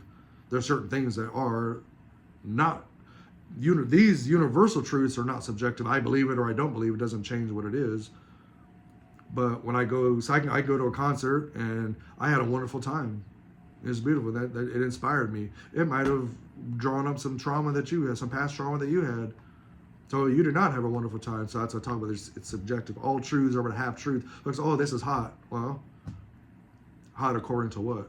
It could be cold according to an extreme temperature. Or it might be, yeah, I had a bad day. Did you see that guy? He just huffed and slammed that door right in that dude's face. That was a bad behavior. Yes, it was bad behavior. But according to my path, my progress, that was good. It was good behavior according to what I was. See what I'm saying? So all truths are but half truths. See? It's good according to what I was. It shows progress according to what I was. And bringing that to the extreme, there's no such thing as perfection. Because as soon as you get to a point where I made it, the goalpost just gets moved further past. Now you're going to be held accountable to a higher standard. And guess what? Boom. Just like leveling up in the game, I'm the best that I can be. In first grade, I was A++++, all the way to middle school. And then you go to 9th grade, boom, it starts all over again every year. Then you get done with high school, boom, you go to college, starts all over again. Then you finish college, boom, are you in this world? See, you just keep leveling up. So good is just, am I doing, therefore don't measure yourself to someone else. Measure yourself, am I doing the best that I can? Am I showing growth? At the end of my life, am I better than what I was when I started? And that's a measure of success. And that's what it is. So polarity. How this principle applies is, we're talking about, I do something, I feel a certain way, something happens that made me feel bad. Now, all my momentum that I had my rug got pulled out from underneath me, the financing got yanked away. Now I have negative thoughts. Now I'm feeling bad. How to use this principle is it's the transmutation of a thought from its negative into its positive. And I like to use this. This is a very good analogy that I like to use. I'm driving down the road. Somebody's just tailgating me. Somebody's right on me. Just making me, just getting on my nerves, or just being a jerk in traffic. No, I got options. I'm a big guy. I'll pull out on the side of the road, slam my door, just, hey, listen, what's your problem? And I can make a big scene in the middle of the road, get cops called, and go to jail. That's one option. And that person was wrong. They were wrong for what they're doing. They were harassing me in traffic, right? They're wrong. Road rage. But how I reacted determines the outcome. So what happened? Here's how I use this principle, because I've experienced both sides of it. I used to be this guy. Get off. You want to be real? I'm just gonna slow down, block you. I'm not letting you pass. I used to be that guy. What's a stupid way to be? Because I am letting this. That's a beta way to think. I'm letting this person affect me. This stranger, I have no idea who this person is. I'm letting that person affect my day. Now that person's making me upset. Therefore, I'm a react. That's what beta means. Beta means reactive. I'm reacting to a situation. Using the principle of polarity, man, this person obviously is not in a good mental state. He's distressed. He might have just got some information that his wife's in the hospital. This happened. His kid just fell off. His kid's left at home. Something happened at school, or something happened. He's late for work, or some emergency. You don't know. You don't know the mental state of that person. He's going through a breakdown. You don't know the mental state of that person. You don't know what series of events. How about this? How do you use the principle of polarity instead of being upset? How about just slide on over, let that person get on path, bless them, send them on their way. Hey, dude. I hope you have a better on day than what you're having right now. Godspeed, send you on your way. I hope your day gets better than this. See ya. Bye. It has nothing to do with that person. It has to do with how I feel. Maybe it was just being a jerk. He just wanted to get in. He was just being a jerk. Whatever. It's not about that person. It's about my state. It's about my state, how I feel. So that's how you take a thought and you transmute that thought. It's changing the perspective of what you think. Somebody does something mean to me, makes me now I have hate about that person. And then you can find it in your heart for some way to forgive this person, forgive their behavior, which doesn't mean what they did was okay. It just means that you're going to move past. You're moving past it. You're not holding on to it no more. You transmuted your thought. Man, sometimes you go from hate somebody to when you realize how they were brought up, what they had to go through coming up. Now you have a little bit of understanding. It doesn't forgive anything that they did, but you decide, not that they deserve forgiveness, it's just you just decide to not hold it on them. You deserve to not feel that way about it. So you transmute that thought to a feeling of hate, to a feeling of maybe compassion, like, hey, I understand what you went through. And usually people that were like abused, physically abused, they usually turn out to be abusers as well. That's just the science of it. Because they had power taken away from them, and now that they have an opportunity, they take to reclaim a piece of the power that was taken from them, they impose their power on someone else. That's just, bullies are created, psychopaths are created, narcissists are created. And me, having an unconscious evolution, maybe seeing these traits. And how do you overcome hate? Buddhist teaching, hate follows hate like the wheel follows the ox. So hate follows hate. How do you fight fire? You fight fire with fire. You could, or just makes a bigger fire. Or you turn around and you just stop it in its tracks, and it dies with me. I take this moment, I take this unkind thing and just let it stop, and I don't fall through, or just maybe, can I maybe make that person, just speaking off topic again, can I take the hate and turn it into love? Transmutation. Can I take this hateful feeling that I had of wanting to do this person harm into a feeling of compassion? That's transmutation of a thought into its opposite. That is how you apply the principle of polarity. So infuse your thought with a feeling, this good feeling, infuse it with this good feeling, and maybe this person, try to convince yourself of some understanding for why this person might be what they are. And now the negative feeling that you had left, now you have a feeling of compassion. That's how you use the principle of polarity in your life. Which brings us to the next principle, the principle of rhythm. All things flow. Let me get a drink of my tea. Hold on, excuse me for a second.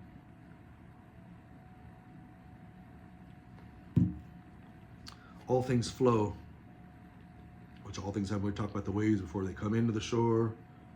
Sometimes they're big, they come in with a crash like this, and then they recede, they go back. So it's like a pendulum. So all things, the measure of the swing to the left is the measure of the swing to the right. So all things have a rhythm to it. All things have a balance. Well, sometimes in life we get out of balance. If I'm always just goal-oriented, always falling. I'm not having time to. All right, I'm back again. I lost the battery. I had to reposition myself here. My phone went dead. I had to replug it in. So we're talking about the principle of rhythm.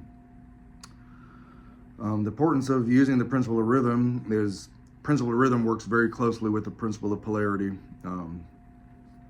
Learning how to get in sync with the rhythm, the rise and the fall the positive and the negative. And so knowing how to use this principle is also important, but it goes hand in hand with the principle of polarity. We'll see how in a second. The measure of the swing to the left is the measure of the swing to the right. All things rise and fall. So sometimes things are going to go good for me. Sometimes things are not going to go good for me. Sometimes I'm going to be happy. Sometimes I'm going to be upset. Sometimes I'm going to succeed. Sometimes I'm going to fail. That's life. That's just the rhythm of life. Instead of being jerked around by circumstances, I can disconnect, transmutate that feeling, that thought of powerlessness, and cling to the powerfulness. Kind of use the, instead of looking at it as suffering, use that as a tool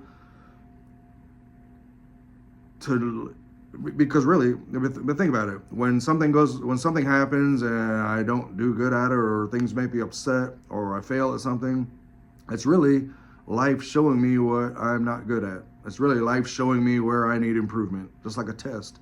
A test isn't, the purpose of the test isn't to trip you up. The purpose of a test is to let you know what you're not good at. So that's what happens. That's the principle of rhythm. I can use this negative thing, and it's an opportunity for me to show my growth. It's an opportunity for me to show my mastery. Maybe I think it's everything's going on my friends. I'm surrounded by friends. Everything's going my way, and I've got life. I have a good handle on my life. Everything's going pretty much as planned. But then something happens that will challenge my belief, or challenge my relationship, or something happens that I don't like saying negative and positive. Something will happen that maybe is not good. It's an opportunity for me to show my skill and to turn that thing into an opportunity, use that thing as an opportunity for growth, for instruction, for teaching, transmuting that negative thing into a positive tool. So that's kind of what the principle of rhythm is about. When negative thoughts arise, don't focus on the negative thought. Don't get trapped up in the problem. Don't get trapped in the thought, or trapped in that's what people do. Something happens, we're always repeating this problem, talking about it. We're focusing. We give so much of our attention, which goes into the principle of the whole thing is the thought. Infuse the thought with a feeling, keeping the feeling on a high vibration. The principle of the polarity is something bad. Keeping the thought focused on the high vibration. The principle of rhythm is detaching from the powerlessness, using the power. Oh, I am powerless in this situation. Can I see what I'm good at? Can I focus on what I'm not good at and go through the darkness to bring the light to the darkness, and all of a sudden use this as a tool to grow? And it's all about keeping that high vibration, because whatever we send out is what we attract back in.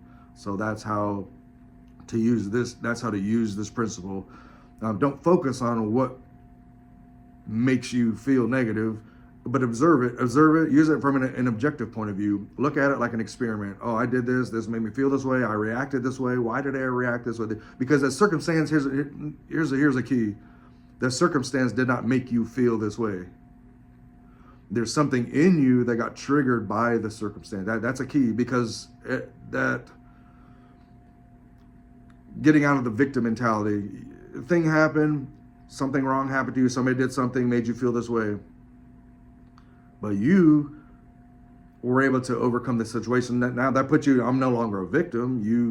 You claimed this situation. You embraced this part of yourself, not building resistance, not just denying this part of yourself, but looking at yourself. That's what enlightenment means. Looking at things the way they are. You're seeing it the way they are. Instead of taking this thing about yourself, squashing it down, not dealing with it, denying or becoming, fighting with this thing, or just being in resistance to the part of yourself, but embracing it. Like, I am this way. That's the first step. I am this way. I don't like this about myself, but I am this way.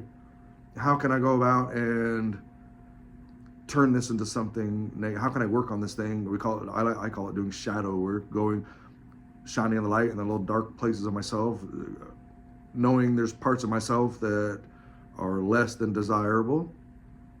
And how can I start working on them. If you okay, I want to work on being more kind. Well, when you work on you be careful what you ask for, because you work on being kind, you'll be put in situations where people are mean to you. That where you have an opportunity to improve your kindness. You have an opportunity to improve on your things. And how do you get an opportunity to work on things? You get put in the opposite part of it. You get put in the opposite so that you can learn how to be kind in an unkind situation. See, that's what I'm talking. That's the principle of rhythm. When negative thoughts arise, don't focus on the negative. Don't focus on the negative thought, but observe them, record what makes you feel this way. Then you focus on the opposite thing. Keep in mind, reaffirm your goal, what you're trying to be. How can I use this as a stepping stone for self-growth to take me closer to what I want to be, see? And that's the principal polarity, using this negative thing, even though it's opposite of what you wanted, but you can still use it as a step in the forward direction. And that's transmutation of the thought into the positive, and then using the positive to letting you know, the circumstance of letting you know what you're not good at. So there we are. Knowing how to alternate your thoughts is having rhythm. That's the key. Knowing how to alternate your thought. This thing happened, a bad thing happened, and I feel bad. No, this bad thing happened. Boom. What about myself felt bad? Why did this thing make me feel bad? Capture it, and then alternate your thought into, okay, I felt bad because, this reminded me of that time when my power was taken away from me here, or this reminded me of this situation that it brought up a bunch of feelings. Okay, I still need to work on that. Let's you know, I thought I had that under control. Oh no, I guess I didn't have it under control. Be honest with yourself. You know, be honest. Just look at yourself honestly. That's the way through. You're doing yourself no favors. You're doing nobody else any favors by presenting a false face. You know, just be honest with yourself. And no, I'm not where I thought I should be. And of course, when you're going out in public and you're presenting a certain face to everyone because you want everyone to think that you got it all under control. But at the end of the day, when you look in the mirror, we know our shortcomings. We know what we are. Be honest with yourself, because that's going through it, going into the darkness, going all the way through it, coming out the other side of darkness, shining a light into those dark places, letting you then that's growth. That is where the growth happens. Doing the hard work, doing it even though you're afraid, opening up the emotions, having the things, dealing with them. Don't leave any fragments of yourself out there. That's how you grow. Suffering is the catalyst for growth. Knowing how to alternate your thoughts is having rhythm. You become in balance. You harmonize yourself with the rhythm. Things are going good. All of a sudden something bad happens and, this makes me feel, you start to go back. Well, disconnect from it. And you're not clinging to it. It's not changing you. You're looking at it, analyzing yourself, and then making a good decision with your still focal point in mind, looking at it as a tool for growth. Then you're almost like you're disconnecting from the negative thing, and then you're not looking at it as a negative anymore. You're looking at it, this is a positive tool to let me know what I still need to improve. And then you're always on a state of constant improvement. See, the negative things is like you gotta go through the hard stuff so that you can get to the pleasure. You gotta have your day of, like with the Beatles song. You gotta go through your day of hard work so that you can get your day of leisure. You know, you got to put forth hard work so that you can rest. But resting, there's no growth in resting is inertia. But we do have to have breaks where you got to stop and enjoy yourself. But you also got to put forth the hard work too. So there we go. We'll get out of this principle. So learning how to alternate your thoughts is having rhythm. And that brings us to the next one, the principle of cause and effect. So we don't always know which course of action to take. Now I have a thought. I'm focused on it. I'm feeling a certain way about it. The momentum is going. Now, boom, something bad happened. Something kind of wrenched my plan. My plan got kind of deviated because maybe I made a mistake or somebody else, some outside influence. Boom, something happened. Cause and effect. Every cause has its effect. Every action has its opposite and equal reaction. That's one of the laws. Every cause has an effect, but every effect has a cause. Everything happens according to law. So if you do what you've always done, we get comfortable in routine. Sometimes routine's good, but be careful of, sometimes if you're too much into routine, if every minute of your life is pinned down on a piece of paper and so much structure is good to an extent, but if too much structure, you don't give a chance for you don't give a chance for the magic to happen. So if you do what you've always done, you'll get what you've always gotten. If you're just so comfortable in the routine and you're so afraid to change, and you're bound by just your rigidity. Just like the oak tree, you get a storm comes, the mighty oak, just strong and unbending, unyielding. A tornado comes, it just snap it right in half. But I grew up in Florida for a few years, and a hurricane comes, well, the palm tree just lays over. I mean, the thing just lays over for 2 days, and when the wind stops blowing, poof, comes back up. Why? Because a palm tree is flexible. It's built of fibers. It's not as rigid as an oak tree by any means. The wood's, it's not even really wood. It's just like a bunch of like tightly knit fibers. But because it's not rigid, it bent. It's in with the rhythm because it just went with the rhythm and just bent over. When the wind stopped blowing, it came back up. So cause and that kind of was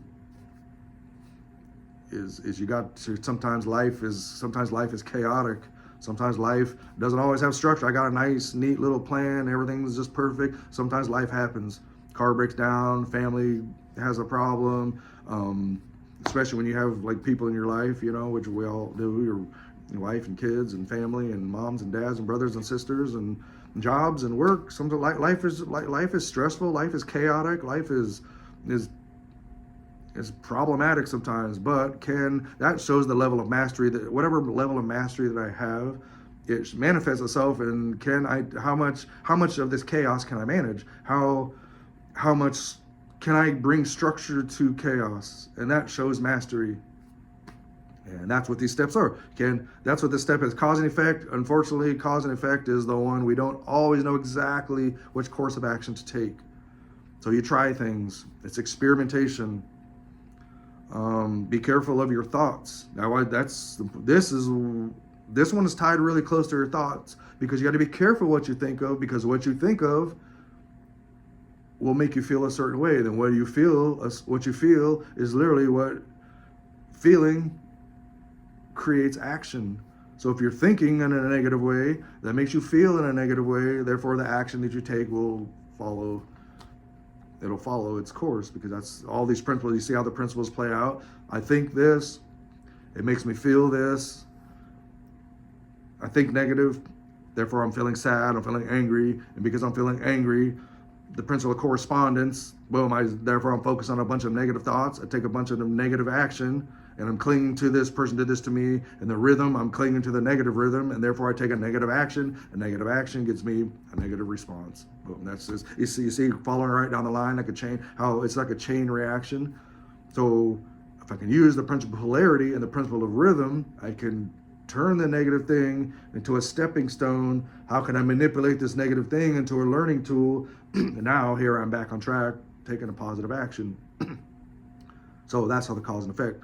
Every cause has an effect. Every effect has its cause. Everything happens according to law. Be careful of your thoughts and your decisions, because they become the cause. Your thoughts become the cause to the new effect. See? It's a trial and error principle. You got to try. You got to feel a certain way. That's why you can't just feel it, manifest it, speak it out. You're speaking it into existence, but you can't sit down and relax. You got to try it. Okay, let me take action on that. Whether it was, that's why I know, because they built religions around this. Because what does the Bible say? Faith without works is dead. Oh, you gotta have faith. Faith is a belief. You gotta have belief. But you gotta have belief that the system is going to work. But belief in itself is nothing. Oh, I'm sitting there. I believe my house is on fire. I'm gonna sit there and just chill. No, because you believe that your house is on fire, you're gonna get up and investigate. You're gonna come up with a fire extinguisher and get everybody in the front room, or find out what everything's going on. So that's them. Belief without works, faith without works. So just having a thought and a feeling without acting on it, and that's where the dream dies.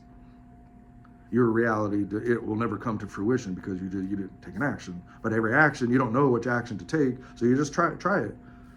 And try it for some longevity. Try it, and just because it gets hard, don't abandon it. But sometimes you have to know, okay, this is effortless. It's not happening this way, so just try a different way to deal with it. Sometimes you got to change your whole circle of people that is around you. Maybe these people here don't want to help you. Maybe these people here they're not in harmony with your belief.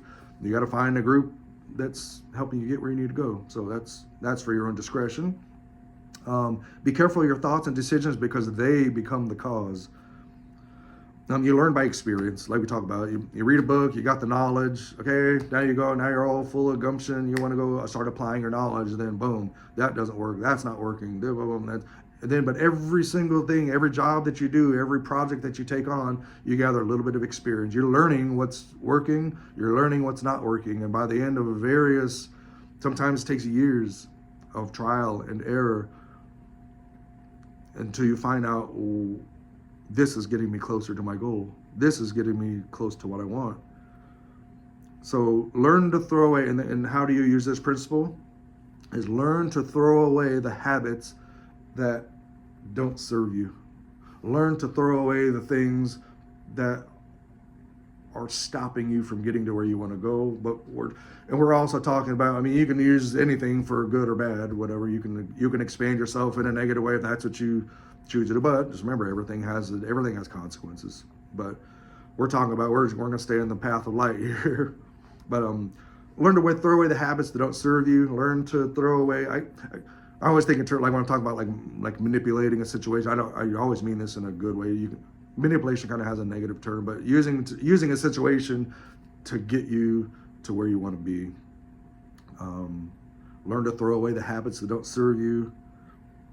And I like a contingency on this is move because movement serves you. A lot of times we get involved in somebody else's dream. We get swept away by the momentum of somebody else, because some people just have more energy. Maybe they're just really super some people get very passionate about their belief and their dream, and it sounds so exciting, and because we need people. We need a support group, a support system, and it is nice to help people, but don't get completely swept away on somebody else's passion and somebody else's dream, because you're helping them realize their dream. And don't forget it yourself. Don't you get lost in the process. So sometimes you got to move because movement serves you. So move because movement serves you, not because it serves others. So sometimes you have to stop and reflect on yourself, be true to yourself, especially once you help them on their way. But eventually, ultimately it's their dream. Ultimately it's their life. And be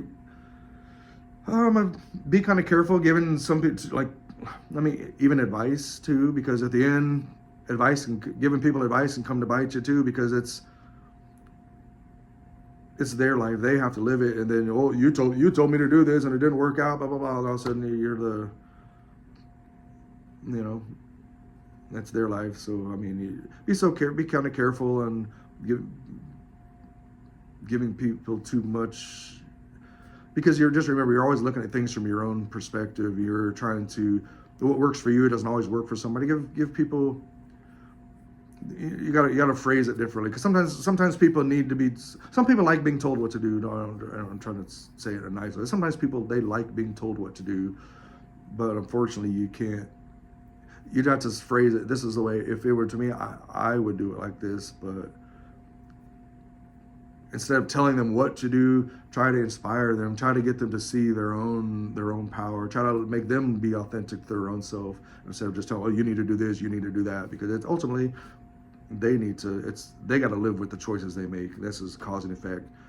Everything has a consequence, and so know the consequence. If you set I want this consequence, this is the consequence that I want to keep. That's your goal. This is the goal of the thought. This is the goal of all your thinking, your thought that you have. So I know which consequence I want. So you start doing different causes. This is my cause that I want. So you start. This is the effect that I want. I want this effect. So you start trying different causes. That's getting, instead of causes or effects are happening to me, and I'm just trying to fix the cause of it. No, if you're just being that's just being in a reactive state. It's like a tree happens, a tree going, and all of a sudden the fruit. I don't like the fruit's sour. So you're trying to fix the fruit. You're trying to change the fruit of all this thing. Well, that's a losing battle. Make this fruit sweeter, make the fruit more juicy. No, you got to fix. Where's the problem? 100% of the time? Where's the problem with the fruit? The problem with the fruit is in the soil. Fix the soil. Give the tree what it needs. Give it the nutrition. Then to fix the soil, then the fruit is the manifestation of the healthy tree, and the healthy tree comes from the healthy soil. So that's the cause and effect. Like this principle made it into the Bible again. Whatever you reap, you will sow. I want this cause, so I got to do this. Or I want this effect, so I got to put this cause in the ground. You plant tomatoes, you plant a bunch of tomato seeds, and you're pissed off because you don't have apples come out of the ground. Well, you didn't plant apples. You didn't take that action. You got to take that action to get that fruit. You got to plant that seed to get that fruit. So if I'm going through something and the fruit of anger keeps coming up in me, well, somewhere in your past, you or someone else planted seeds of anger, and they take the seeds of anger have taken root in you. So what you got to go do, you got to go tend the garden. Well, I don't want to be angry, so why am I angry? Go back to the soil. 15 years ago, 20 years ago, when you were young, or this, that.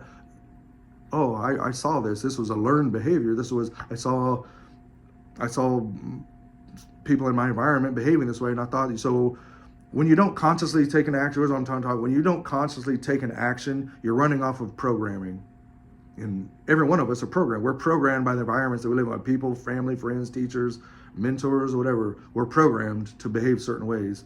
And if you don't consciously take actions, then you're just running off of program. You're running off of someone else's program. That's what this is don't be, we're human beings. We're not robots. We're not machines. Stop running off of somebody else's program. This is my life. Be a master of your own life. Be a king in your own life, your own world. This is your world. Create it the way you want it. This is your life. This is your time to shine. Cause and effect, trial and error. Try it. Don't be afraid. Try it. Be careful of your thoughts. Why your thoughts are the most important, because eventually your thoughts are the vehicles for feelings. Feelings are the vehicle for action, and action is the vehicle for effects and causes. So you have to serve your reality. You have to know what you want, know thyself, know what you want, and then try to take the right course to get to obtain the desired effect. And I know the effect that I want because I've already sat down, I've thought about it, focused on it, I ran the scenarios in my head, and now I know the desired effect. Now I just got to try different causes. What's getting me closer to what I want? And sometimes you got to change. Sometimes you got to zigzag. You can't. It's not always just a straight line course. Sometimes you got to move, zigzag, get to where you want to go. Hardships. Use the hardships as a stepping stone. Create your own environment, and not be swept away by others. We're talking about the passion, somebody else's dream. Somebody else gets sometimes you feel like sometimes you can feel like it's your dream because you're so caught up in their emotion. They realize, wow, this is their emotion. It's not really who I am, what I want. Yeah. So you got to know yourself. You got to spend time knowing yourself, learn yourself, know your likes, know your dislikes, know what you're good at, know what you're not good at, and that's a cause and effect. That's why that is a very important. This is the only thing that's going to get a result. The only thing, we live in a material plane. 5 senses. You have to do something in order to get something. You have to plant so that you can get a fruit. You have to do the hard work. You have to take an action to get a consequence. That's what this principle is all about. And then brings us to the last one, the principle of gender. Everything has masculine and feminine principles. We're not talking about just in a body. It manifests on all these principles that manifest on all planes: physical, mental, and energy. They all manifest. Everything has masculine and feminine principles. And also gender manifests on all planes. When you talk about on a physical plane, you have a man and a woman. On the left, we ain't getting all that. It's just biology. Left brain, which is analytical, it's objective, it's rational. That would be considered a masculine energy. objective, analytical, rational, but there's no feeling. We talked about this before, and there's no feeling with this, so it tends to be cruel. Or energies is something that is like the sun. The sun would be masculine energy.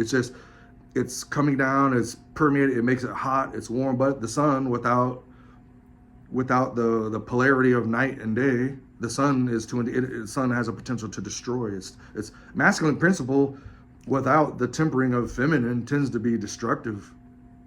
The sun is a destructive force, but it's also life-giving because it's tempered with it's tempered with the night. And the sun is masculine, the moon is feminine. And just on an energetic level. So the sun without being tempered, masculinity without being tempered with the feminine is harsh and maybe destructive, tends to be destructive. Of feminine without being tempered with masculine there's no point. It's illogical, it's fragmented, we're talking on an energy level. We're not talking about people, don't get sensitive. We're talking about on an energy level. It's hot and fire. Fire is a masculine principle. Water is a feminine principle. Earth is I would call it the Mother Earth. Father, Son, Mother Earth. What is this? Earth is what gives birth, gives life. We plant it in the ground and it gives life. It nourishes us. We actually come. That's why we call it Gaia, the Mother Earth. That's what we call it. These are things that are deep rooted in our psyche, deep rooted into our knowledge, embedded in our DNA, which is we call it this. They call it the Earth, the Mother, because it maintains life. It literally upholds our life. We come from it, but the sun is the force that everything gathers. The sun is the life-giving. Masculine is giving, feminine is nurturing. So analytical on a mental level, analytical, objective, and rational, and feminine would be, I'm gonna try to read this here.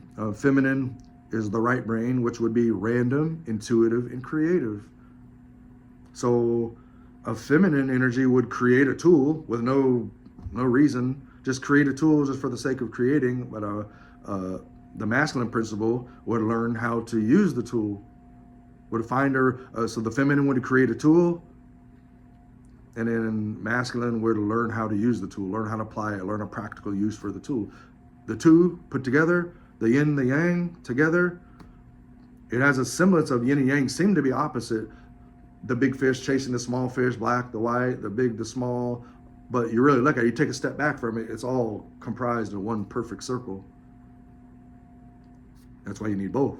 And then to be tempered, one without the other is imbalance. You need the physical principle, you need the spark of life, you need the nurturing the life, and then you actually have life. So to make use of this principle in our lives, you have to use both parts of your brain.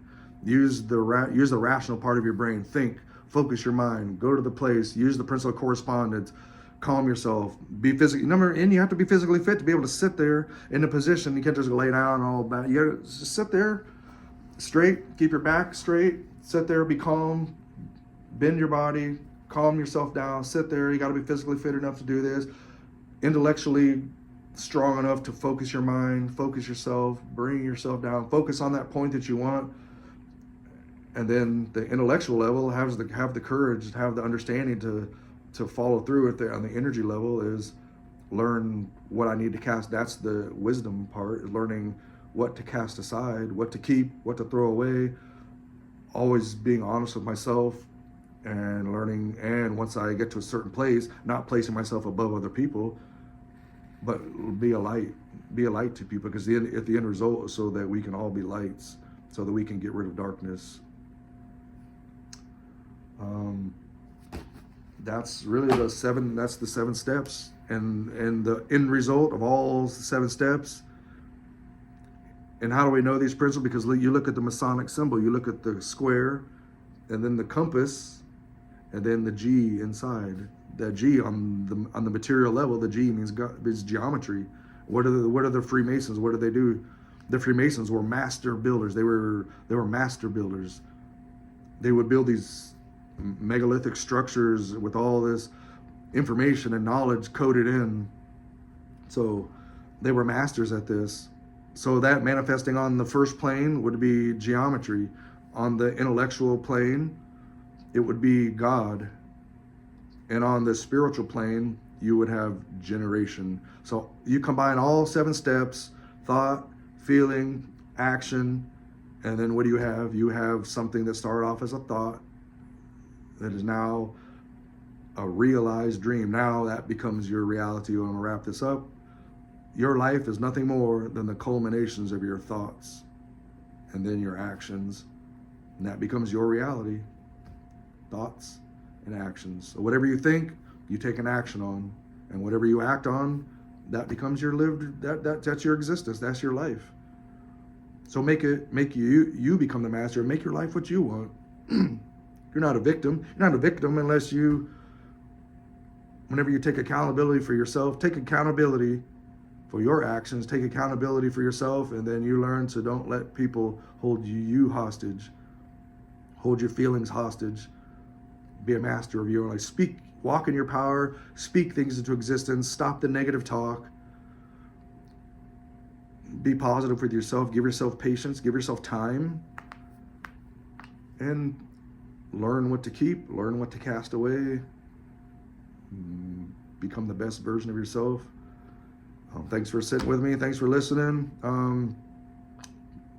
Yeah, let's try to become the best version of what we can be. Good luck, everyone, and that's the end of my talk. Thank you. Bye.